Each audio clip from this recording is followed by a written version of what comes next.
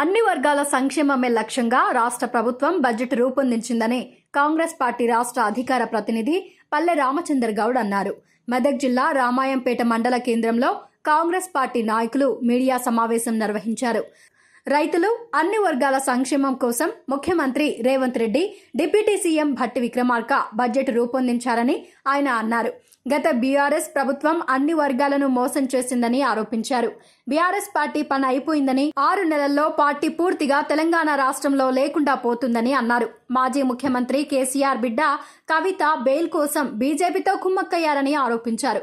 ఇచ్చిన మాట ప్రకారం అన్ని సంక్షేమ అభివృద్ధి కార్యక్రమాలను ప్రభుత్వం నెరవేరుస్తుందని తెలిపారు. ఈ కార్యక్రమంలో కాంగ్రెస్ పార్టీ నాయకులు విప్లవ్ కుమార్, శ్రీధర్ రెడ్డి, బూట్ల బాబు, సాకేత్ రెడ్డి తదితరులు పాల్గొన్నారు. కాంగ్రెస్ పార్టీ తరఫున ప్రవేశపెట్టిన బడ్జెట్ విషయంలో అన్ని వర్గాలకు సమన్యాయం జరిగిందని చెప్పుకోవచ్చు.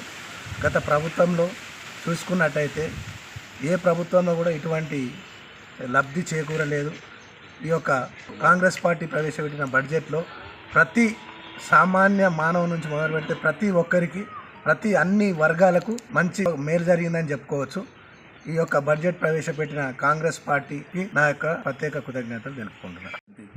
నిన్న జరిగిన బడ్జెట్ సమావేశంలో రైతే రాజు, రైతు రాజ్యం సాధనకై కాంగ్రెస్ పార్టీ బడ్జెట్ని ప్రవేశపెట్టడం జరిగింది. సుమారుగా 72,000 కోట్ల రూపాయలు రైతుల సంక్షేమానికి కేటాయింపు చేయడం జరిగింది. అదేవిధంగా బడుగు బలహీన వర్గాలు, ఎస్సీ, ఎస్టీ, బీసీ, మైనార్టీలకు కూడా అధిక పెద్దపీట వేయడం జరిగింది.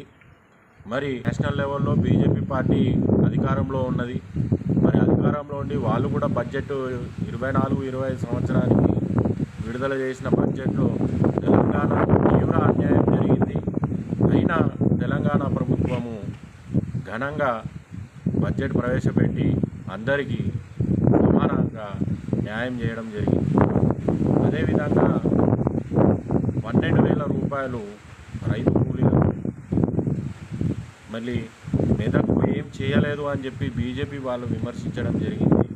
మెదక్కు ఏమి చేయలేదని ఎందుకంటారయ్యా? 10 సంవత్సరాలు బీజేపీ పాలనలో నిజాం షుగర్స్ ఫ్యాక్టరీ గురించి చిన్న కమిటీ కూడా వేయలేని దుస్థితిలో మీరున్నారు. మీకు ఆవేశం ఎక్కువ, ఆలోచన తక్కువ.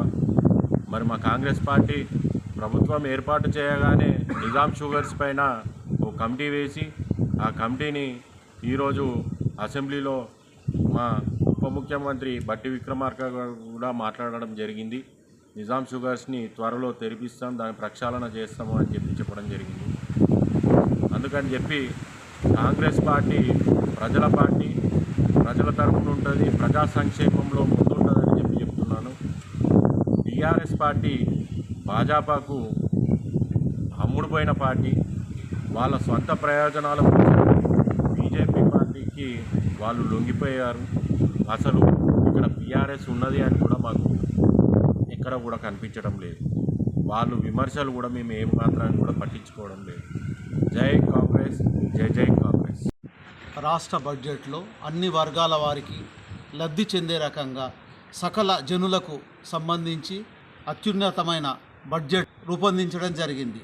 దాంట్లో ముఖ్యంగా రైతులకు 72,000 కోట్ల రూపాయలు కేటాయించడం జరిగింది. ఇంతవరకు ఏ రాష్ట్రం కూడా, మన తెలంగాణ రాష్ట్రంలో కూడా ఫస్ట్ టైం 72,000 కోట్లను రైతులను ముఖ్య ఉద్దేశము. దాంట్లో 47% మంది మన తెలంగాణలో రైతు కుటుంబాలు ఉంటాయి, రైతు వ్యవసాయం మీద ఆధారపడి ఉంటాయి. దానికి 72,000 కోట్ల రూపాయలను కేటాయించడం, దాంతోపాటు సంక్షేమ ఫలాలకు 40,000 కోట్లను కేటాయించడం జరిగింది. అంటే సుమారుగా 40% సంక్షేమ ఫలాలకే సంబంధించి చేయడం జరిగింది. దాంతోపాటు ఎస్సీ, ఎస్టీ, మైనార్టీ అన్ని వర్గాల వారికి లబ్ధి చెందే రకంగా ఉన్నది. ముఖ్యంగా యువకులకు కూడా భవిష్యత్తులో వాళ్ళకు నిధి, అంటే అన్ని రకాలుగా వాళ్ళకు లబ్ధి చెందే రకంగా ఈ బడ్జెట్ అత్యున్నత బడ్జెట్గా రూపొందించడం జరిగింది. దీని మీద కొంతమంది పనికిరాని వాళ్ళు విమర్శిస్తున్నారు. దానికి వాళ్ళు ఏదన్నా ఉంటే సలహాలు ఇస్తే బాగుంటుంది, విమర్శించడానికి దేనికి ఆస్కారం లేదు. నిన్న కేసీఆర్ గారు మాట్లాడి నేను చీల్చి చెండాడుతా అంటున్నాడు. నువ్వు చీల్చి చెండాడుతాందుకు ఇక్కడ ఎవరేం లేరు.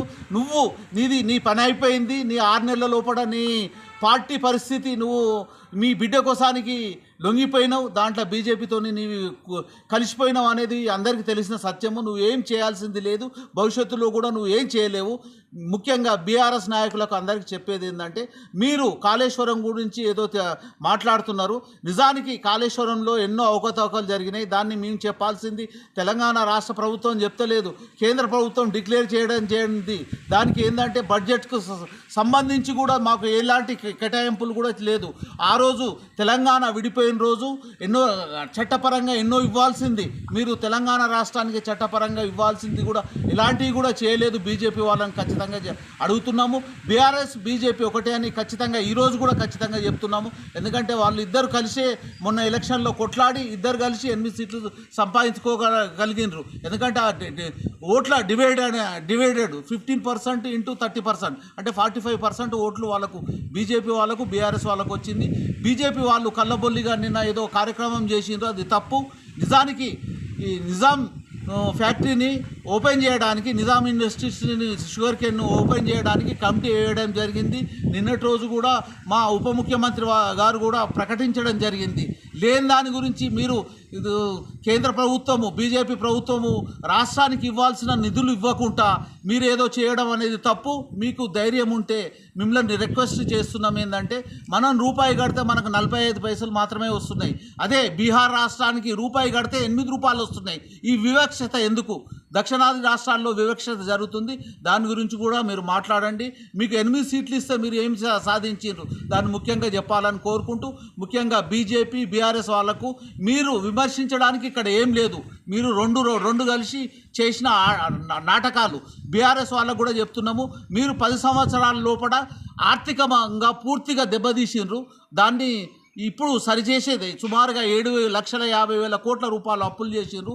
ఆ అప్పును భర్తీ చేయడానికే, దాన్ని నింపడానికే కష్టంగా ఉంది. ఆ కష్ట కాలంలో కూడా ఈ సంక్షేమ ఫలాలను తీసుకురావడం జరుగుతుంది. ముఖ్యంగా చెప్పేది ఏంటంటే, మీకు విమర్శించే హక్కు లేదు బీజేపీకి బీఆర్ఎస్ అని 2 పార్టీలకు చెప్పడం జరుగుతుంది.